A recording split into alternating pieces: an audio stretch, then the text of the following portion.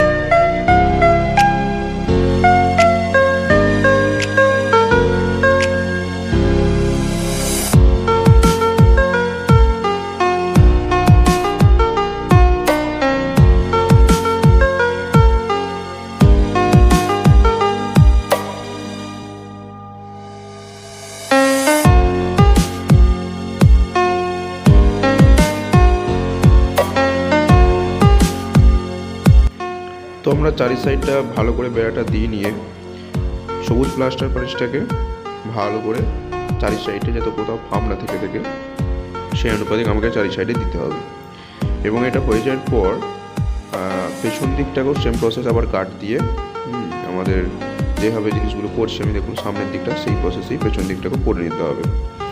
এবং কিছু ফ্রেন্ড আমার কমেন্টে বা আমাকে হোয়াটসঅ্যাপে কন্ট্যাক্ট করে জানিয়েছিল যে দাদা, আমি তোমার ভিডিও দেখেছি এবং সেখান থেকে তুমি যে প্রসেসে ভিডিওগুলি করেছিলে আমি সেই প্রসেসেই কাজগুলো করেছি। আমি একটা নতুন ছাঁচ বানিয়েছিলাম, কিন্তু আমার ছাঁচটা ভালো জমেনি বা কাজ হয়নি। এবার সেই দিক থেকে বলি, আপনারা হয়তো ফলো করেছেন ঠিকই, কিন্তু হয়তো আপনাদের প্লাস্টারটা ড্যামেজ ছিল বা আপনারা গোলার কাছে কিছু ডিস্টার্ব ছিল। প্লাস্টার এমন একটা জিনিস যেখানে একটুখানি তাক বাকের গন্ডগোল হলে অসুবিধা আছে, ঠিক আছে?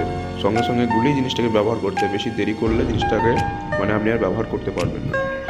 তো এটা আমাদের দুদিকেই প্লাস্টার প্যারিসের কাজ কমপ্লিট, সামনে এবং পেছনে। এবং এটা আমি প্রায় দুপুরবেলা ঢেলেছিলাম আর খুলছি তারপরের দিন সকালবেলায়, ঠিক আছে? কারণ একটা সময় দিতে হবে, নাহলে অসুবিধা আছে। তো সেদিক থেকে ভালো প্লাস্টারটা জমে। এবং প্রথমে আমরা মাটিটাকে ছাড়িয়ে নিচ্ছি সামনে, এবং আস্তে আস্তে জিনিসটা খুলে নেব। খুলে যাওয়ার পর দেখতেই পাচ্ছেন কীভাবে জিনিসটা উঠে গেছে, খুব সুন্দরভাবে জিনিসটা উঠে গেছে সামনেটা, এবং পেছনটাকেও আস্তে আস্তে আমরা কাদাটা ছাড়িয়ে নেব। তো আজকের ভিডিওটি যদি আপনাদের ভালো লাগে তাহলে লাইক করবেন, কমেন্টে জানাবেন কেমন লেগেছে। আর চ্যানেলটি যদি নতুন হয়ে থাকেন অবশ্যই চ্যানেলটি সাবস্ক্রাইব করবেন, আর পাশে থাকা বেল আইকনটি বাজাতে একদমই ভুলবেন না।